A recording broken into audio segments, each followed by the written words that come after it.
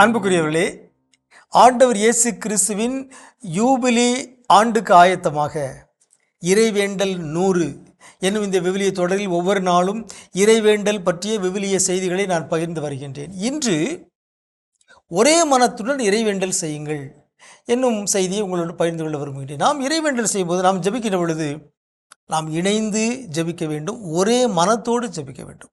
எப்பொழுதெல்லாம் நாம் ஒருமனப்பட்டு மன்றாடுகிறோமோ அப்பொழுது அந்த மன்றாட்டுக்கு கடவுள் செவிசாய்ப்பார் என்று இயேசு வாக்குறுதி தந்திருக்கிறார்.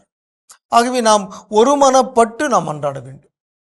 ஒரு குடும்பத்தில் 3 பேர் 4 பேர் சேர்ந்து ஒரு மனதோடு நாம் மன்றாடுகின்ற பொழுது அந்த இறைவேண்டல் வலிமை பெறுகிறது. ஒருவர் தனியாக இறைவேண்டல் செய்வதை விட ஒரு சிலர் இயேசுவின் பெயரால் ஒன்று சேர்ந்து ஒருமனப்பட்டு இறைவேண்டல் செய்யும் பொழுது அந்த இறைவேண்டல் வலிமை பெறுகிறது.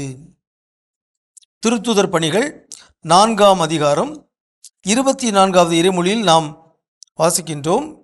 யாவரும் ஒரே மனத்துடன் தங்கள் குரலை கடவுள்பால் எழுப்பி பின்வருமாறு மன்றாடினர்.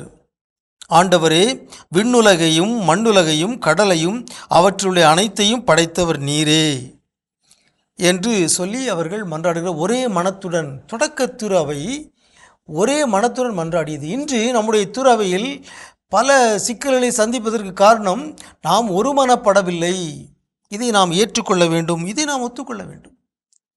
நாம் பிளவுபட்டவர்களாக இருக்கிறோம்.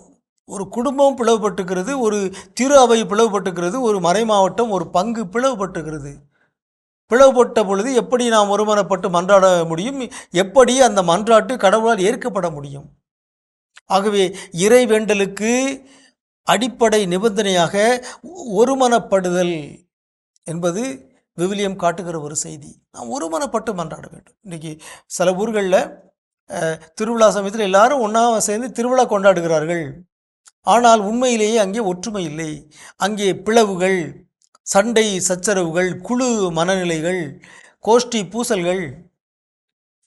ஆகவே அந்த திருவிழாக்களை ஆண்டவர் அருவருக்கத்தான் செய்வார். ஒருமனப்பட்டு மன்றாட வேண்டும். மத்தேயு நற்செய்தி 18ஆம் அதிகாரத்தில் எங்கே 2 அல்லது 3 என் பெயரால் கூடியிருக்கிறீர்களோ அவர்கள் நடுவில் நான் இருக்கிறேன் என்று இயேசு வாக்குறுதி தந்திருக்கிறார் அல்லவா? நாம் ஒருமனப்பட்டு மன்றாட வேண்டும். ஒருமனப்பட்டு ஒரே உள்ளத்தோடு ஒரே மனதோடு நாம் மன்றாடுகின்ற பொழுது நம்முடைய மன்றாட்டுக்கு ஆண்டவர் கனிவோடு செவிசாய்ப்பார். எனவே நம்மையே நாம் ஆய்வு செய்து கொள்வோமாக. நம்முடைய குடும்ப இறைவேண்டல், நம்முடைய குழும மன்றாட்டுக்கள், நம்முடைய பக்த சபைகள் ஒன்று கூடி வரும்போது நாம் செய்கிற இறைவேண்டல்கள் அனைத்தும் ஒருமனப்பட்டு நாம் செய்ய வேண்டும். எங்கே நாம் ஒருமனப்பட்டிருக்கிறோமோ அங்கே ஆண்டவர் இருக்கிறார்.